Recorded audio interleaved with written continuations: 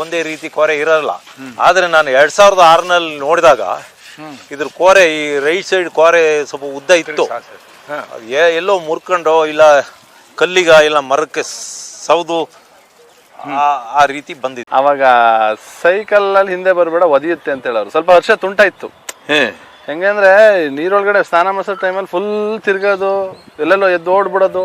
ಕಿವಿಗೆ ಈಗ ನಾವು ಬೆವರ್ತೀವಿ, ಆನೆಗೆ ಬೆವರು ಶಕ್ತಿ ಇಲ್ಲ, ಅರ್ಥ ಆಯ್ತಾ? ಆ ರಂಧ್ರಿಗಳಿಲ್ಲ, ನಮಗೆ ಬೆವರು ಆಚೆ ಹೋಗುತ್ತೆ, ಆನೆಗಿರಲ್ಲ. ಕಿವಿ ಬಡಿಯೋದ್ರಿಂದ ಆ ಟೆಂಪ್ರೇಚರ್ ಕೂಲ್ ಆಗ್ತಾ ಬರುತ್ತೆ. ಈ ಅಭಿಮನ್ಯು ಜೊತೆ ಸುಮಾರು ಒಂದು 60ರಿಂದ 70 ಆನೆ ಹಿಡಿ ಕಾರ್ಯಾಚರಣೆಗೆ ಹೋಗಿದ್ದೀನಿ. ಆದರೆ ಒಂದು 150 ಆನೆ ಜಾಸ್ತಿ ಹಿಡಿದಿರ್ಬೋದು, ಒಂದು 50 ಹುಲಿ ಎಲ್ಲ ಹಿಡಿದಿರ್ಬೋದು.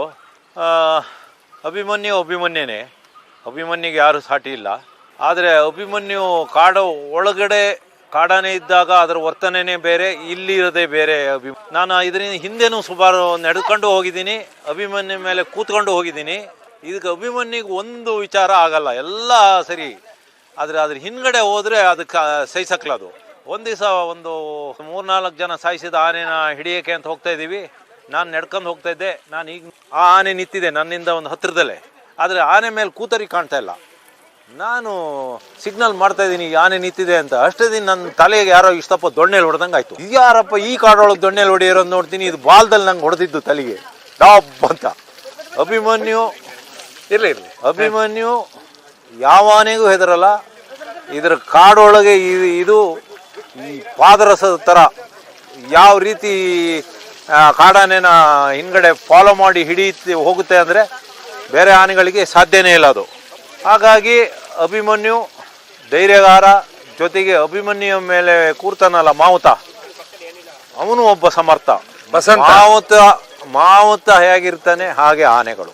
ಅಭಿಮನ್ಯು ಫೇಮಸ್ ಆಗೋಕ್ಕೆ ವಸಂತ ಕಾರಣ, ವಸಂತ ಫೇಮಸ್ ಆಗೋಕ್ಕೆ ಅಭಿಮನ್ಯು ಕಾರಣ. ಹಾಗಾಗಿ ಅಭಿಮನ್ಯು ಆನೆ ಬಹುಶಃ ಇತಿಹಾಸದಲ್ಲಿ ಇಷ್ಟವರೆಗೂ ಯಾವ ಆನೆಗಳು ಮಾಡದಿರೋಷ್ಟು ಕೆಲಸ ಮಾಡಿದೆ. ಅಷ್ಟೇ ಬ್ರಿಲಿಯಂಟ್ ಆನೆ.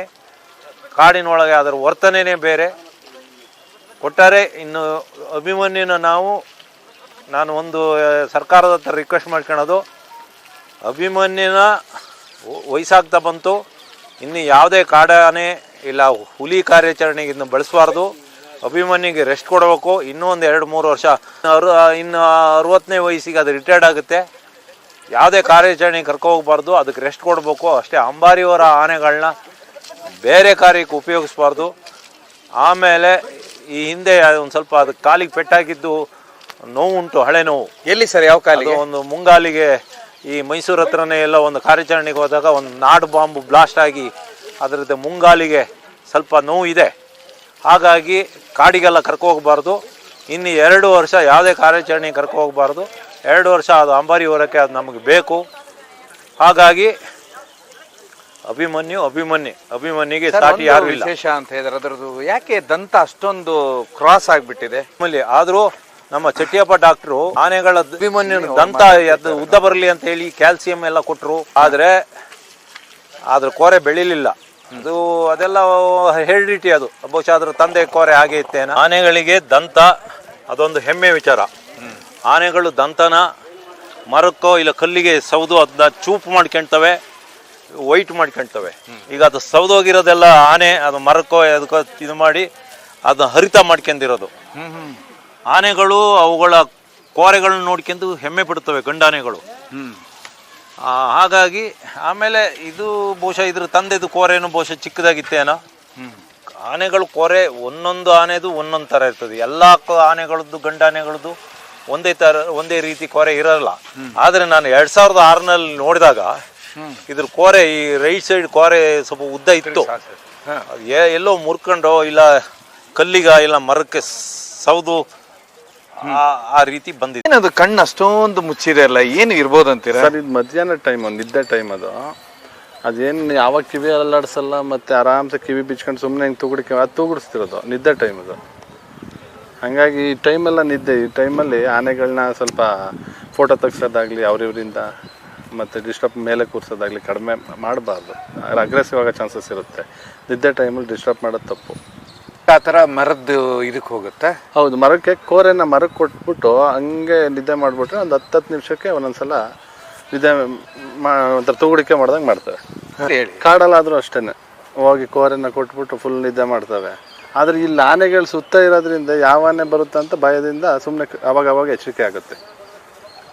ಹೌದು, ಫ್ರೀಯಾಗಿ ನಿದ್ದೆ. ಈ ಕಾಡಲ್ಲಿ ಇದ್ದಿದ್ರೆ ಈ ಕಾಡಲ್ಲಿ ನಾನು ಒಬ್ಬನೇ ಇರೋದು, ನಾನು ನಿದ್ದೆ ಮಾಡ್ಬೋದು. ಇಲ್ಲಿ ಸುತ್ತ ಬೇರೆ ಗಂಡಾನೆಗಳಿದ್ದಾವೆ, ಯಾವಾಗ ಯಾವ್ದು ಬರುತ್ತೆ ಅನ್ನೋದು ಅವಕ್ಕೆ ಸುಮ್ಮನೆ ಒಂಥರ ಭಯ, ಎಚ್ಚರಿಕೆಯಾಗಿ ಅವು ಇದರಲ್ಲಿ ಇರ್ತವೆ ಅಷ್ಟೇ. ಅಂದ್ರೆ ಈಗ ನಿದ್ದೆಯಲ್ಲಿದೆ ಅಂತೀರ? ನಿದ್ದೆ ಈ ಟೈಮ್ ನಿದ್ದೆ ಸರ್ ಆನೆದು. ಆಲ್ಮೋಸ್ಟ್ ಈ ಟೈಮ್ ನಿದ್ದೆನೇ. ಯಾವ ಕಾಡಾನೆ ಆದ್ರೂ ಅಷ್ಟೇ, ಸಾಕಾನೆ ಆದ್ರೂ ಅಷ್ಟೇ ನಿದ್ದೆನೇ ಮಾಡೋದು.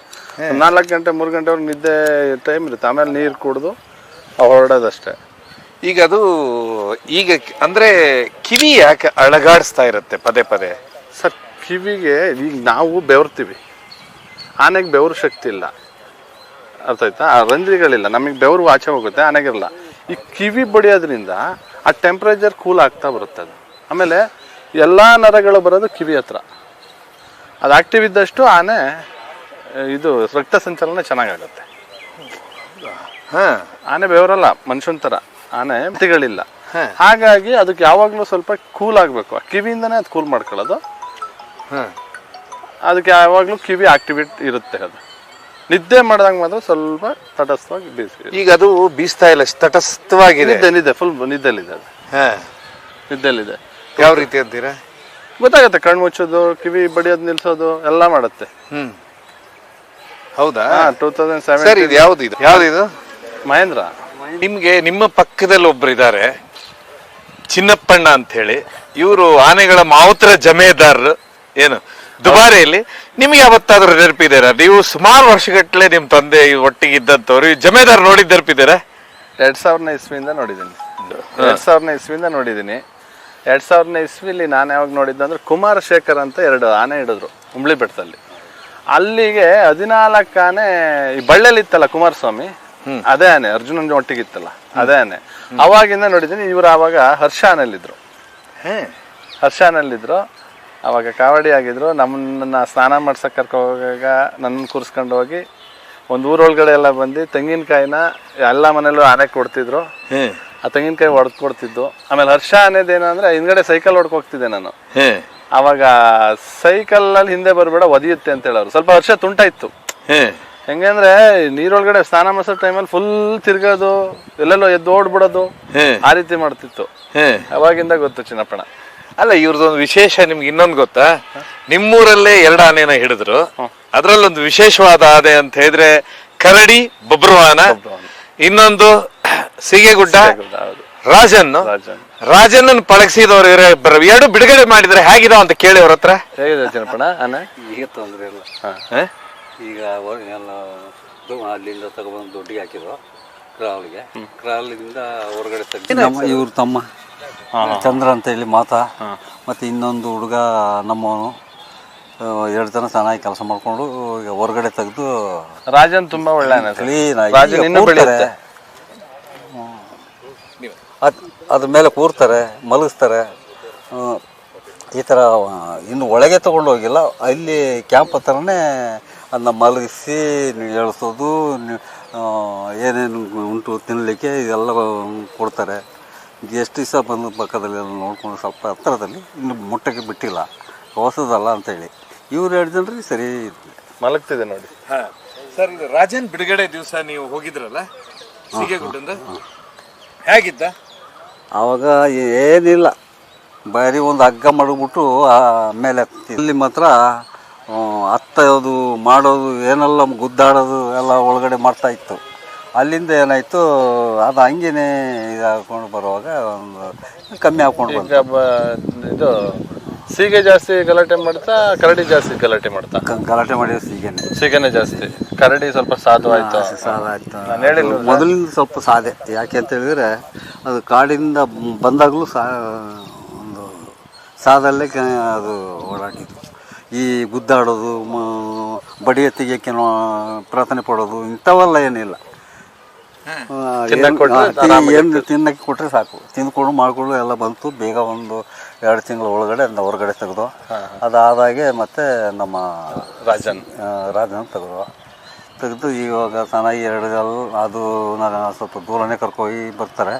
ಇದನ್ನು ನಾವು ಅಲ್ಲೇ ಮೇವು ಚೆನ್ನಾಗಿ ತಿಂತಿದ್ದಾವೆ. ಹಾಂ ಮೇವೆಲ್ಲ ಸರ್ ಇದು ಈಗ ಕರಡಿ ಕಾಡಿಗೆ ಹೋಗ್ತಾ ಇದ್ದಾನೆ? ಕರಡಿ ಇಲ್ಲ, ಬಿಟ್ಟಿಲ್ಲ, ಕಾಡಿಗೆ ಬಿಟ್ಟಿಲ್ಲ. ಹೀಗೆ ಗುಡ್ಡನಿಗೆ ಚಂದ್ರ ಮಾವು. ಕರಡಿ ಕರಿಯಣ್ಣ ಅಂತ ಹೇಳಿದ್ದಾನೆ. ಹೇಗೆ ಮೋಹಿತ್ ಅವ್ರದ್ದು? ಅವ್ರು ಮರ್ತು ಬಿಟ್ಟಿದ್ದಾನೆ, ಚಿಕ್ಕವನು ಈಗ ಬೆಳೆದಿದ್ದ. ಅವಾಗ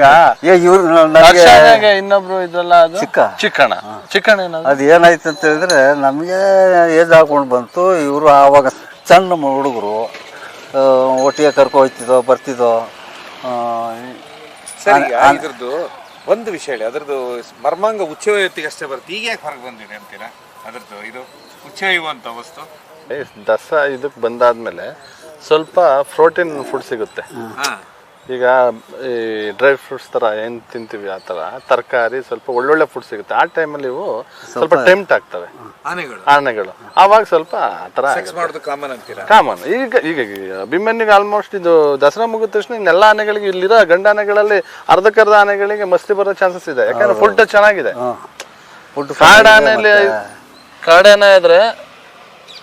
ಕಾಡಾನೆಲ್ಲ ಆದ್ರೆ ನಿಮಗೆ ಹೊಡೆ ಭತ್ತಗಳು, ಇದು ಹಾಲು ತುಂಬಿರೋ ಜೋಳ, ರಾಗಿ ಎಲ್ಲ ಸಿಗುತ್ತೆ. ಇವಕ್ಕೆ ಈಗ ಬರೀ ಕೊನೆಗಳು ಅವು ಇವು ತಿಂದಿರ್ತವೆ. ಈಗ ಸ್ವಲ್ಪ ಪ್ರೋಟೀನ್ ಫುಡ್ ತಿನ್ನುತ್ತೆ, ಹಾಗಾಗಿ ಅದು ಹೊರಗೆ ಬರುತ್ತೆ ಸ್ವಲ್ಪ. ಹೌದು, ಬಂದೇ ಬರ್ತದೆ. ಅಂದ್ರೆ ಈಗ ಸ್ವಲ್ಪ ಸೊಂಡ್ಲೆ ಯಾವಾಗ ಓಪನ್ ಆಗಿರೋದು? ಇದು ಮೊದಲಿಂದಲೇ ಟೈಮ್ ಬರುತ್ತೆ ಸರ್. ಅದು ಫ್ರೀಯಾಗಿ ನಿದ್ದೆ ಮಾಡಿದಾಗ, ಫ್ರೀ ಆಗಿದ್ದಾಗ ಅವು ಆಚೆಗೆ ಬರೋದು, ಅದು ಮಾಮೂಲಿ. ಅದು ಈಗ ಸೀಗೆಗುಡ್ಡ ಏನು ಮುಂದೆ ಕಾರ್ಯಾಚರಣೆಗೆ ಬಳಕೆ ಆಗುತ್ತಾ ಏನಂತೀರಾ? ಕಾರ್ಯಾಚರಣೆ ಬೆಳಕೆ ಹಾಗೆ ಆಯ್ತದೆ. ಅಂದ್ರೆ ಭಾಷೆಗಳೆಲ್ಲ ಹಿಡ್ಕೋಬೇಕು. ಅದು ಭಾಷೆ ನಾವು ಹೇಳುವಂಥದ್ದನ್ನೆಲ್ಲ ಕೇಳ್ಕೊಂಡು ಈ ಹತ್ತಕಬ ಇದು ಎತ್ತು, ಕಾಲು ಎತ್ತು, ನಮಸ್ಕಾರ ಮಾಡು, ಅವ್ರಿಗೆ ಕೈ ಕೊಡು, ಇದೆಲ್ಲ ಹೇಳಿ ಇವ್ರಿಗೆಲ್ಲ ಕಲಿಸ್ಬೇಕು. ಎಲ್ಲನೂ ಬುದ್ಧಿ ಬರಬೇಕು. ಆವಾಗ ಏನಾಯ್ತದೆ, ಈಗ ಬಂದು ನೋಡ್ತಾರೆ ಆಫೀಸರ್, ಬಂದು ನೋಡ್ಬಿಟ್ಟು ಇದು ಸರಿ ಆಗ್ಬೋದಾ ಏನು ಎಲ್ಲಾದ್ರೂ ನೋಡ್ಬಿಟ್ಟು ಆನೆ ತೊಂದರೆ ಇಲ್ಲ. ಈ ಕಂಜನ್ ನೋಡಿ 2 ವರ್ಷ ಆಯಿತು ಆನೆ ಇಲ್ಲಿಗೆ ಬರೋದು. ಏಕಲವ್ಯನೂ 1 ವರ್ಷ, ಫಸ್ಟ್ನೇ ವರ್ಷ ಅಲ್ವಾ? ಹೌದು ಸರ್. ಒಂದು ವಿಶೇಷ ಅಂದರೆ, ನೀವು ಅವತ್ತು ಹೇಳಿದ್ರ ಕರಡಿ ತೆಗೆದಾಗ, ಬಬ್ರುವಾನ ತೆಗೆದಾಗ, ಸೀಗೆಗುಡ್ಡನ ತೆಗೆದಾಗ, ಅಂದರೆ ರಾಜನ್ನ ಕ್ರಾಲ್ನಿಂದ ಹೊರಗೆ ತೆಗೆದಾಗ, ನೀವು ನಮಗೆ ಹೇಳಿದ್ರ ಏನಂತೇಳಿ, ಬರೀ ಕ್ರಾಲ್ನಿಂದ ಹೊರಗೆ ಬಂದ್ರೆ ಆಗಲಿಲ್ಲ, ಅದು ಇನ್ನೂ 50-100% ಕೆಲಸ ಇದೆ ಅಂತೇಳಿ. ಅದೇ ಚಿನ್ನಪ್ಪಣ್ಣ ಹೇಳ್ದಂಗೆ, ಅದೇನು ಇವ್ರ ಭಾಷೆ ಇದೆಯಲ್ಲ, ಇವ್ರು ಹೇಳ್ತಾರಲ್ಲ ಭಾಷೆನ, ಸನ್ನೆಗಳನ್ನ, ಅದು ಇನ್ನೂ ಕಲಿಯೋ ಟೈಮ್ ಇರುತ್ತೆ. ಈಗ ಬರೀ ಅದು ಕೂರ್ಸಕ್ ಬಿಡಾಕಿದ್ದು, ಮತ್ತೇನೋ ಕೊಟ್ಟಿರೋ ತಿನ್ನಾಗ ಇಸ್ಕೊಳಕ್ ಮಾತ್ರ ಕಲ್ತಿದ್ದಷ್ಟೇ. ಈಗ ಅದ್ರದ್ದು ಎಲ್ಲ ಭಾಷೆ, ಈಗ ಹೇಳ್ದಂಗೆ ಇನ್ನೊಬ್ರಿಗೆ ಏನಾರು ತಕ್ಕೊಡೋದು, ಮತ್ತೆ ಏನಾರ ಒಂದು ಸೌದೆ ಎತ್ಕೊಳ್ಳೋದು, ಅಥವಾ ಸೊಪ್ಪನ್ನ ತಗೊಬಂದು ಅದ್ರ ಜಾಗಕ್ಕೆ ಹಾಕೊಂಡು ಇದು ಮಾಡೋದು, ಅವನ್ನೆಲ್ಲ ಕಲಿಬೇಕಂದ್ರೆ ಇನ್ನೂ ಟೈಮ್ ಹಿಡಿಯುತ್ತೆ, ಇನ್ನೊಂದು 5 ತಿಂಗಳು ಹಿಡಿಯುತ್ತೆ. ಅದ್ರ ಬಟ್ ಪಬ್ಲಿಕ್ಸ್ ಎಲ್ಲ ಹೋಗಿ ಮಾತಾಡಿಸಿ ಮುಟ್ಟಿ ಫೋಟೋ ತಕ್ಕನಂಗೆ ಆಗಲ್ಲ. ಈಗ ಆಗಲ್ಲ, ಈಗ ನೋಡೋ ಆಗಿಲ್ಲ. ಸುಮಾರು ಜನ ಫೋನ್ ಮಾಡ್ತಾರೆ, ಕರಡಿ ನೋಡಬೇಕು, ಸೀಗೆಗುಡ್ಡನ್ನ ನೋಡಬೇಕು ಅಂತ. ಚಿನ್ನಪ್ಪಣ್ಣ ಹೇಳ್ದಂಗೆ ದೂರದಿಂದ ನೋಡ್ಬೋದು ಅಷ್ಟೇ, ಹೋಗ್ಬಿಟ್ಟು ಹತ್ರದಿಂದ ಆಗಲ್ಲ. ಸರ್, ಈಗ ನೀವು ಭಾಷೆ ಅಂತಿರಲ್ಲ, ಯಾವ ಭಾಷೆ ಅದು ಆನೆ ಕಲ್ಸೋದು ನೀವು? ಆನೆಗೆ 3-4 ಥರದ ಭಾಷೆ ಬರ್ತದೆ. ಕನ್ನಡದಲ್ಲಿ ಬರ್ತದೆ, ನಮ್ಮ ಇದರಲ್ಲಿ ಭಾಷೆಯಲ್ಲಿ ಬರ್ತದೆ, ಭಾಷೆಯಲ್ಲಿ ಹಿಂದಿ ಬರ್ತದೆ, ಸ್ವಲ್ಪ ಉರ್ದು, ಈ ಥರ ಎಲ್ಲ ಉಂಟು. ನಿಮ್ಗೆ ಯಾರು ಕಲಿಸ್ಕೊಟ್ಟಿದ್ದು ಭಾಷೆಗಳನ್ನ ಮಾವುತರಾಗಿ? ನಮಗೆ ಅಂತ ಹೇಳಿದ್ರೆ, ನಮ್ಮ ಅಪ್ಪ ಅವರು ಆನೆ ಮಾತೃ ತಾನೆ, ನಮ್ಮ ಅಜ್ಜನೂ ಆನೆ ಮಾತಾನೆ. ಏನು ಸರ್ ನಿಮ್ಮ ತಂದೆ ಹೆಸರು? ರಾಮ್ ಅಂತ ಹೇಳಿ. ನಾನು ಒಬ್ಬನೇ ಮಗ. ಅಲ್ಲ ಸರ್, ಇದಕ್ಕೆ ನಿಮ್ಮ ತಂದೆ ಯಾವ ಆನೆಗಿದ್ರು ನೆನಪಿದೆ? ಪಟೇಲ ಆನೆಗೆ. ಪಟೇಲ ಎಲ್ಲಿತ್ತದು? ದುಬಾರನೆ. ಆ ಕಾಲ ತುಂಬ ಹಿಂದೆ ಕೆಲಸ ಮಾಡಿ ನಾನು ಆರ್ಟ್ಸ್ ಆನೆ ಮಾಡಿದೆ. ವಿಜಯ್ ಅಂತ ಹೇಳಿ ಒಂದು ಆನೆ ಇತ್ತು, ಅದರಲ್ಲಿ ಕೆಲಸ ಮಾಡಿದೆ. ಮತ್ತು ಇನ್ನೊಂದು ಹೆಣ್ಣಾನೆ ವಿಜಯಲ್ಲಿ ನಿಮಗೆ ಗೊತ್ತಿದೆ. ಆ ಹೆಣ್ಣಾನೆ ಮರಿ ತಗೊಂಬತ್ತಿದಲ್ಲ ಆ ಆನೆ, ಆ ಹೆಣ್ಣಲ್ಲಿ ಒಂದು 6 ತಿಂಗಳು ಕೆಲಸ ಮಾಡಿದೆ. ಅದ್ರ ಮೇಲೆ ವಿಜಯಕ್ಕೆ ಹೋದೆ. ವಿಜಯ ಆನೆ ಬಂತಲ್ಲ, ಅದಕ್ಕೆ ಹೋದೆ. ಪ್ರಶಾಂತ್ ಆನೆಗೆ ಹೆಂಗೆ ಬಂದಿದ್ದು? ಪ್ರಶಾಂತ್ ಆನೆಗೆ ಏನಾಯಿತು, ನಾನು ಶನಿ ವರ್ಷ ಹಾಸನದಲ್ಲಿ ಆನೆ ಹಿಡಿದು ಬಂದು ಶನಿ ವರ್ಷ ಅಂತಲ್ಲಿ ಸ್ವಲ್ಪ ಕೆಲಸ ಇತ್ತು. ಆ ಕೆಲಸ ಮುಗಿಸಿ ಬಂದಾಗೆ ಇದೇನಾಯ್ತು, ಅಲ್ಲಿ ಅಲ್ಲ ಇಲ್ಲಿ ಉದುಗುರಲ್ಲಿ ಕೆಲಸ ಮಾಡ್ತಾ ಇರೋ ಟೈಮಿಗೆ ಏನಾಯ್ತು, ಫಾರೆಸ್ಟ್ಗೆ ಇವ್ರಿಗೆ ಸ್ವಲ್ಪ ಮಾತುಕತೆ ಬಂತು.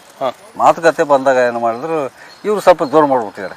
ಯಾವುದು ಇದು ಈಗ ಪ್ರಶಾಂತ್ ಆನೆ ಬಿಸರ ಆವಾಗ ಏನಾಯ್ತು ಅವರು ಸೀದಾ ರಾತ್ರಿ ಆನೆ ತೊಗೊಂಬಂದು ಆನೆ ಕಡ್ಲಿ ಕಟ್ಟಾಕಿ ಸೀದಾ ಕ್ಯಾಂಪಿಗೆ ತೊಗೊಂಡೋಗ್ಬಿಟ್ಟು ದುಬಾರೆ ಬಂತು. ದುಬಾರೆ ಬಂದಾಗ ನಾನು ಶನಿವಾರ ಸಂತೆ ಕೆಲಸ ಮುಗಿಸಿ ಸಂಪಾಜಿಗೆ ಹೋಗಿ ಅಲ್ಲಿ ಕೆಲಸ ಮುಗಿಸಿ ವಾಪಸ್ಸು ಇಲ್ಲಿಗೆ ಬಂದೆ, ದುಬಾರೆಗೆ ಬಂದೆ. ಸಂಪಾಜಿ ಕೆಲಸ ಮುಗಿಸಿಲ್ಲ, ಬಂದೆ. ಇದು ಆರ್ಡ್ರ್ ಆಗ್ಬಿಟ್ಟಿದೆ ಭಾಗ ಮಾಡ್ಲಿಕ್ಕೆ ಜೂನಲ್ಲಿ. ಇದು ಪ್ರಶಾಂತ ಹೋಗ್ಬೇಕಂತ ಹೇಳಿ, ಪ್ರಶಾಂತ ಹೋಗೋದಾದ್ರೆ ಅರ್ಸಾನೇ ಹೋಗ್ಬೇಕು ಅಂತ ಆಗೋಯ್ತು. ಆಗ ಏನಾಯಿತು, ರೇಂಜರ್ ಕರೆದ್ಬಿಟ್ಟು, ಇಲ್ಲ ಪ್ರಶಾಂತ್ ಈಗ ಹೆಂಗಿದ್ರು ಚಿನ್ನಪ್ಪ ಬಂದವನೆಲ್ಲ, ಚಿನ್ನಪ್ಪನಿಗೆ ಪ್ರಶಾಂತ ಆನೆಗೆ ಹಾಕಿ ಭಾಗಮಂಡಲಿಗೆ ಕಳ್ಸೋಣ, ಯಾಕೆ ಇಲ್ಲದಿದ್ದರೆ ಅರಸನ್ನೇ ಹೋಗ್ಬೇಕಾಗ್ತದೆ. ಸುಸ್ತು ಆಗಿದೆ, ಆನೆ ಹಿಡ್ದಿದೆ, ಆನೆ ಮತ್ತು ಟಿಂಬರ್ ಕೆಲಸ ಮಾಡಿದೆ, ಇಷ್ಟೆಲ್ಲ ಮಾಡಿಬಿಟ್ಟು ಬಂದು ಮತ್ತು ಅದನ್ನೇ ಕಳ್ತ ಹೇಳಿ ರೇಂಜರ್ ನನ್ನ ಪ್ರಶಾಂತಿಗೆ ಹಾಕಿ, ಚಿನ್ನಪ್ಪ ಏನೋ ಆಗಲಿ ಕಷ್ಟಪಟ್ಟು ಬಂದಿದೆಯಾ, ಇದು ಒಂದು ಕೆಲಸ ನಮ್ಮ ಮುಗಿಸಿ ಬಾ. ಜೂನ್ ಆಗ್ಬಿಟ್ಟಿದೆ, ಜೂನಲ್ಲಿ ಸಿಕ್ಕಾಪಟ್ಟೆ ಮಳೆ ಆಯ್ತಾ ಉಂಟು. ಒಟ್ಟು ಎಷ್ಟು ಆನೆ ಹಿಡಿದಿದ್ರೆ ಇಲ್ಲಿವರೆಗೆ ನೀವು ಕಾರ್ಯಾಚರಣೆಯಲ್ಲಿ ಭಾಗವಹಿಸಿದ್ದು ನಾನು ಸುಮಾರು 300 ಹತ್ರನೇ ಹೋಗ್ತು. ಇವರ ತಂದೆಗೆ ನನಗೆ ಆಕ್ರಮ ಅಂತ ಹೇಳಿದ್ದಾನೆ. ಇಲ್ಲೇ ನಾವು ಇವರು ಅಭಿಮನ್ಯು ಮಾತೆ ಸಣ್ಣಪ್ಪ, ಇವರೆಲ್ಲ ಒಟ್ಟಿಗೆ ವಸಂತ ಕೂಸಪ್ಪ ಮಾಸ್ತಿ ಅವರೆಲ್ಲ ಇದ್ರಲ್ಲ, ಅವ್ರವರೆಗೆ ಅವರು ಎಲ್ಲಿ ಹಿಡಿದ್ರು ನೆನಪಿದೇನೆ? ಯಾವುದು ಅಭಿಮನ್ಯ ತಿತುಮತಿ ಇಲ್ಲ, ಇದು ಹೆಬ್ಬಾಳ ಅಂತೇಳಿ ಒಂದು ಕ್ಯಾಂಪ್ ಇದೆ, ತಿತುಮತಿಯಿಂದ ಒಳಗಡೆ ನಮ್ಮ ದುಬಾರೆ ಇದ್ದಾಗೆ ಒಳಗಡೆ ಇದೆ. ಅಲ್ಲಿ ಇದ್ದ ಗುಂಡಿಲಿಗೆ ಬೆಳೆಸಿದ್ದು. ಅದು ಹೇಗಿತ್ತು ಗುಂಡಿ ಒಂದು 12 ಅಡಿ 10 ಅಡಿ ಒಳಗಡೆ ಆಳ ಇರ್ತದೆ. ಆಳ ಇದ್ದಾಗ ಏನಾಯಿತು, ನಾವು ಅಷ್ಟು ಕೆಲಸ ಮಾಡಿಸಿ ರೆಡಿ ಮಾಡ್ತಾರೆ. ಅಲ್ಲಿಂದ ಬಡಿಗೆ ಗಿಡಿಗೆಲ್ಲ ಹಾಕ್ಬಿಟ್ಟು ಸೊಪ್ಪು ಹಾಕಿ, ಅಡಿಗೆ ಸೊಪ್ಪು ಹಾಕಿ, ಸೊಪ್ಪು ಮೇಲೆ ಸ್ವಲ್ಪ ತರ್ಗು ಇವು ಅದೆಲ್ಲ ಹಾಕ್ಬಿಡೋದು. ಗೊತ್ತೇ ಆಗೋದಿಲ್ಲ, ಆ ಥರದಲ್ಲಿ ಮಾಡಬೇಕು. ಮಾಡ್ಕೊಂಡು ಇವು ಸುಮ್ಮನೆ ಮೇಯ್ಕೊಂಡು ಬರೋದು, ಅದನ್ನ ಬೆರೆಸಂಗೆಲ್ಲ ಮಾಡೋಂಗೆಲ್ಲ, ಅದ್ರ ಇಷ್ಟ ಪರಿಕರ ಬರ್ತದೆ. ಓ, ಅಂದ್ರೆ ಅಭಿಮನ್ಯು ಹಿಡಿಯೋತ್ತಿ ಗುಂಡಿ ಹಾಕಿ ಸುಮ್ಮನೆ ಬಿಟ್ಬಿಟ್ಟಿರ್ತಾರೆ. ಗುಂಡಿ ಕಾರ್ಯಾಚರಣೆ ಅಂದ್ರೆ ಅದು. ಹೌದೌದು. ಈ ಇಂಜೆಕ್ಷನ್ ಹೊಡಿದ್ ಬೇರೆ ಇಲ್ಲ, ಅದು ಇಲ್ಲಕ್ಕೆ ಇಲ್ಲ, ಅದು ಇತ್ತೇ ಅಲ್ಲ. ಅದೇನಾಯ್ತು, ಈ ಗುಂಡಿಲಿ ಹಿಡಿತಾ ಇದ್ದಿದ್ದು ಆವಾಗೆಲ್ಲ. ಆವಾಗ ನನಗೆ ಒಂದು 18 ವಯಸ್ಸು ಆ ಟೈಮ್ಗೆ. ಆವಾಗ ಏನಾಯ್ತು, ಈ ಗುಂಡಿಲಿ ಹಿಡ್ದ ಆನೆ ಅಭಿಮನ್ಯ ಈ ಅರ್ಜುನ ಆನೆ ಈಗ ಸತ್ತೈತಲ್ಲ ಮೊನ್ನೆ ಮೀಸಲೂರ್ ಹತ್ರ, ಅದು ಎಲ್ಲ ಗುಂಡಿಲಿ ಹಿಡ್ದ ಆನೆಗಳು. ಅವತ್ತು ಹೇಗಿತ್ತು? ಎಷ್ಟು ಗಂಟೆಗೆ ನೀವು ಹಾಕಿದ್ರೆ ಅದು ಬಿತ್ತು ಗುಂಡಿಯಲ್ಲಿ? ಬೆಳಿಗ್ಗೆ ಅಂತ ಹೇಳಿದರೆ ಒಂದು ಬೆಳಿಗ್ಗೆನೇ ಹೋಗ್ತೀರ ಅವರು. ರಾತ್ರಿ ಟೈಮು ಎಲ್ಲರೂ ಮೇಯ್ಕೊಂಡು ಮಾಡ್ಕೊಂಡು ಬಂದು ಬೀಳೋದು, ಬಿದ್ದಾಯಿತು. ಆವಾಗ ಬೆಳಿಗ್ಗೆ 2 ಜನ ಇರ್ತಾರೆ ಅದನ್ನ ನೋಡ್ಕೊಳಕ್ಕೇನೆ, ಈ ಗುಂಡಿ ನೋಡೋಕ್ಕೇನೆ 2 ಜನ ಬಿಟ್ಟಿರ್ತಾರೆ. ಅವರು ಹೋಗಿ ನೋಡ್ಬಿಟ್ಟು ಆವಾಗ ಯಾವ ಮೆಸೇಜ್ ಇಲ್ಲ, ಅದು ಇದು ಏನು ಮಾಡೋಂಗೆ ಇಲ್ಲ, ಏನಿಲ್ಲ, ಸೀದಾ ಬರಬೇಕು ಮತ್ತೆ ಕ್ಯಾಂಪಿಗೇನೆ ಬಂದು ಫಾರೆಸ್ಟ್ಗೆಲ್ಲ ಹೇಳಿ, ಆನೆಯವ್ರಿಗೆ ಹೇಳಿ, ಈಗ ಇಂಥ ಕಪ್ಪಲ್ಲಿ ಆನೆ ಬಿದ್ದಿದೆ, ಅರ್ಜೆಂಟ್ ಹೋಗ್ಬೇಕಂತ ಬೇಗ 2 ಆನೆ ಕಳಿಸ್ತಾರೆ ಅಲ್ಲಿಗೆ. 2 ಆನೆ ಹೋಗಿ ಅಲ್ಲಿ ಪಾರ ಇರಬೇಕು.